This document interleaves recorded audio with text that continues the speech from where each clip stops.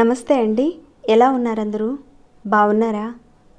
నేనైతే బాగున్నానండి. మీ అందరికీ అమ్మవారి ఆశీస్సులు ఎల్లప్పుడూ ఉండాలని కోరుకుంటూ, ఈ నెలలో వచ్చే పౌర్ణమి రోజున ఒక చిన్న పరిహారం చేయండి. ఎవరైతే ధన సమస్యలతో బాధపడుతున్నారో, ఎంత సంపాదించినా కానీ, ఎంత ప్రయత్నించినా కానీ డబ్బు అనేది నిలవడం లేదు, చేతిలో సరైన విధంగా డబ్బు లేదు, ఇలా అనుకునేవారు తప్పకుండా ఈ పరిహారం చేసుకోండి.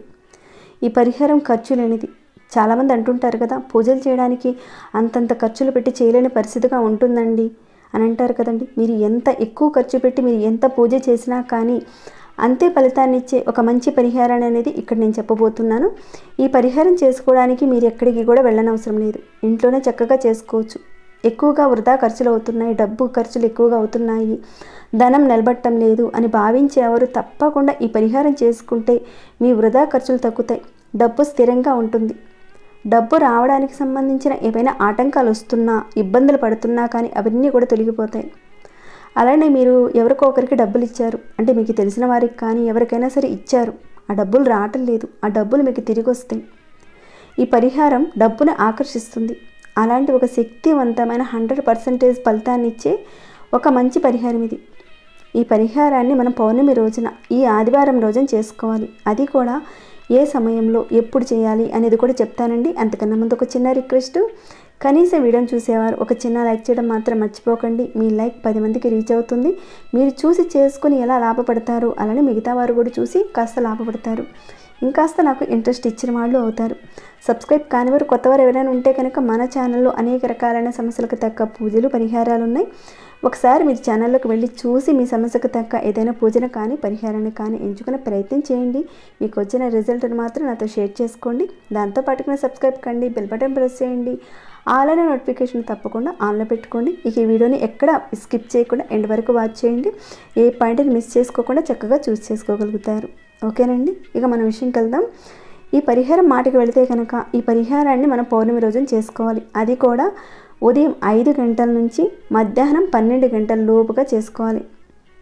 పౌర్ణమి రోజు ఉదయం చక్కగా స్నానాది కార్యక్రమాలు అన్నీ చేసుకున్న తర్వాత ఉదయం 5 గంటల నుంచి 12 గంటల లోపుగా ఈ పరిహారం చేసుకోవాలి. ఒకవేళ మీకు ఈ పౌర్ణమికి మీకు చేయడానికి వీలు కుదరకపోతే వచ్చే పౌర్ణమి రోజైనా సరే ఖచ్చితంగా చేసుకోండి. కొందరికి వీలు కాని పరిస్థితి ఉంటుంది కాబట్టి నెక్స్ట్ వచ్చే పౌర్ణమి రోజున చేసుకోండి. ఆర్థికపరమైన సమస్యలు తగ్గుతాయి. ఇక ఈ పరిహారాన్ని మీరు ఎక్కడ చేసుకుంటారంటే చక్కగా మీ పూజా రూమ్లోనే చేసుకోవచ్చు. అది కూడా పౌర్ణమి అంటేనే లక్ష్మీ అమ్మవారికి పూజ చేసుకుంటారు కాబట్టి అక్కడే కూర్చొని అమ్మవారి పటాన్ని సిద్ధం చేసుకుని పసుపు కుంకుమ పూలు పెట్టి అమ్మవారి ఎదురుగా ఆవు నేతితో కానీ కొబ్బరి నూనెతో కానీ దీపారాధన చేయండి. ఈ పౌర్ణమికి నువ్వుల నూనెతో దీపారాధన చేయకండి. చెప్పుకున్న విధంగా కొబ్బరి నూనెతో కానీ ఆవు నేతితో కానీ దీపారాధన చేసుకోండి. ఇక ముందుగా మీరు ఒక ఎర్రటి క్లాత్ తీసుకోండి. మన అరచేతి అంత కంటే కూడా కాస్త చిన్నపాటి క్లాత్ తీసుకుంటే సరిపోతుంది ఈ పరిహారానికి. ఈ పరిహారానికి వాడబోయే ఆ ఎర్రటి క్లాత్ని పన్నీరు జలంలో కానీ గంగాజలంలో కానీ శుభ్రం చేసి ఆరబెట్టి ఉంచుకోండి. ముందు రోజే చేసుకోండి ఈ పని అంతా కూడా. ఇక పౌర్ణమి రోజున చక్కగా అమ్మవారి ఎదురుగా మీరు కూర్చొని అమ్మవారి ఎదురుగా ఒక చిన్న ప్లేట్లో ఆ క్లాత్ అనేది పెట్టి చేసుకోవాలి. ముందుగా మీ కోరిక చెప్పుకోండి. ఏదైతే ధనానికి సంబంధించిన సమస్యలతో బాధపడుతున్నారో ఆ సమస్యలు తీరిపోవాలని, కష్టాలు తగ్గిపోవాలని, ధన రాబడి పెరగాలని చేతులు జోడించి చెప్పుకొని ఆ తర్వాత ఈ పరిహారాన్ని మొదలు పెట్టండి. అమ్మవారి ఎదురుగా పెట్టిన ఆ ఎరుపు రంగు క్లాత్లో 21 బియ్యపు గింజలు వేయండి.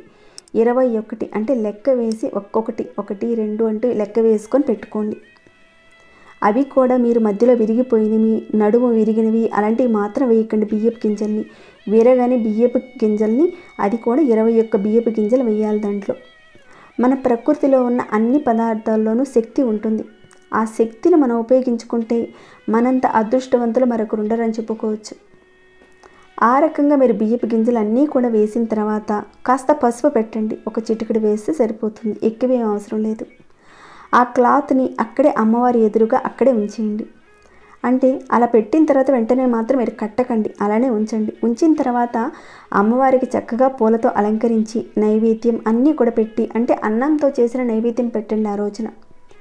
ఇక అమ్మవారికి సాంబ్రాణి ధూపాన్ని కూడా చూపించండి. అలానే అక్కడ పెట్టిన ఆ క్లాత్కి కూడా కాస్త సాంబ్రాణి ధూపం చూపించండి. ఇక తర్వాత అమ్మవారికి సంబంధించిన మంత్రాన్ని మనసులో తలుచుకోండి. అష్టోత్తరం వస్తే కనుక చక్కగా చదవండి, లేదా శ్రీ సూక్తం వచ్చిందా చక్కగా అదైనా సరే చదవండి. ఇవేమీ చదవడం మాకు రాదండి అంటారా, ఒక శక్తివంతమైన మంత్రం చెప్తాను ఇక్కడ. ఓం లక్ష్మీ నమో నమః, ఓం మహాలక్ష్మియే నమః, ఓం మహాలక్ష్మీ నమః. ఇలా మీరు అనుకోవచ్చు. ఏదైనా మీరు ఒక మంత్రాన్ని తక్కువ కాకుండా ఒక 21 సార్లు మనసులో అనుకోండి. కుదిరితే కనుక 54 సార్లు కానీ, లేదంటే 108 సార్లు కానీ కనీసం చదువుకోండి. తర్వాత అమ్మవారి దగ్గర పెట్టిన ఆ క్లాత్ని చక్కగా మడత పెట్టండి, అంటే మూటగా కట్టేయండి. ఈ రకంగా అంతా అయిపోయిన తర్వాత ఆ పూజా మందిరంలోనే అలానే ఉంచేయండి ఆ మూటని. దీపారాధన కొండెక్కిన తర్వాత ఆ మూటని మీరు ఎక్కడైనా సరే మీ ఇంట్లో డబ్బులు దాచుకునే ప్లేస్లో అక్కడ పెట్టండి. వ్యాపార స్థలంలో కూడా చక్కగా దీన్ని పెట్టుకోవచ్చు. కబోర్డ్లో పెట్టుకునే పని అయితే పెట్టుకోండి, అలానే వదిలేయకండి. మీరు ప్రతిరోజు పూజ చేసుకుంటూ ఉంటారు కదా, ఆ పూజా సమయంలో మీరు ఉపయోగించుకునే ఆ ధూపాన్ని, అంటే దేవుడికి చూపించే ఆ ధూపాన్ని ఆ మూటకు కూడా కాస్త చూపిస్తూ ఉండండి. ఆ రోజున మీరు చేశారు, మళ్ళీ ప్రతి పౌర్ణమికి దీన్ని మారుస్తూ ఉండాలి. అంటే ఈ పౌర్ణమికి పెట్టిన ఆ క్లాత్ని నెక్స్ట్ వచ్చే పౌర్ణమికి, అంటే ఆ బియ్యాన్ని ఆ క్లాత్ని ఏదైనా ఒక ముక్క మొదట్లో పెట్టేయండి. మళ్ళీ కొత్త క్లాత్ అనేది తీసుకోవాలి. మళ్ళీ సేమ్ ఇప్పుడు చెప్పుకున్న విధంగానే కాస్త 21 బియ్యపు గింజలు పసుపు వేసి నెక్స్ట్ పౌర్ణమికి ఇదే రకంగా మీరు చేయాలి. ఈ పరిహారం చేసేటప్పుడు మాత్రం మీరు ఎవరితోనూ మాట్లాడకుండా పూర్తిగా మనసు లగ్నం చేసి, అంటే ఇంట్లో వాళ్ళతో మాట్లాడడం, ఏదో ఫోన్ వచ్చిందని చెప్పి అలా వెళ్ళిపోవడము, ఫోన్ తీసుకోవడము, ఏదో పొయ్యి మీద పెట్టేసామే అరే ఏమైందో అని గుర్తొచ్చి లేచి వెళ్ళడము, ఇలాంటివి మాత్రం అస్సలు చేయకండి. పరిహారం చేసేటప్పుడు పూర్తిగా మీ మనసు అనేది లగ్నం చేసి పరిహారం పూర్తిగా అయ్యేంత వరకు మీరు అక్కడే కూర్చొని చేయండి. ఒక సంకల్పం అనేది చేసుకొని చేయాలి. ఈ రకంగా మీరు చేయడం వల్ల వృధా ఖర్చులు తగ్గుతాయి. అధికంగా డబ్బు సంపాదించడానికి మార్గాలు తెలుస్తాయి.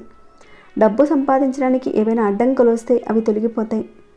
అలానే మీరు ఎవరికైనా డబ్బులు ఇచ్చారు, అవి తిరిగి వస్తాయి. కాకపోతే సంకల్పం చేసుకోవాలి. ఒక శక్తివంతమైన పరిహారం అనేది తక్కువగా మాత్రం చూడకండి. చిన్న పరిహారమైనా సరే ఈ పరిహారంలో చాలా శక్తి మాత్రం దాగుంది. తప్పకుండా ఈ పౌర్ణమి రోజున మీరు ఈ పరిహారం చేసుకొని మీకున్న ఆర్థిక సమస్యల నుంచి మీరు బయటపడాలని నేను కోరుకుంటున్నాను. ఇక ఈ వీడియోని ఇంతటితో ముగిస్తున్నాను. ఇంకేమైనా డౌట్స్ వస్తే కనుక అడగండి, తప్పకుండా రిప్లై ఇస్తాను. అలానే మీ మనసుకు ఎలా అనిపించిందని మాట చెప్పండి. ఇంకా లైక్ చేయని వారు, సబ్స్క్రైబ్ కాని వారు సబ్స్క్రైబ్ చేసుకోండి. ప్రతిరోజు మన ఛానల్లో ఉన్న వీడియోస్ని చూస్తూ ఉండండి. మరొక భక్తి వీడియోలో మళ్ళీ మిమ్మల్ని కలుసుకుంటాను. అంతవరకు సెలవు.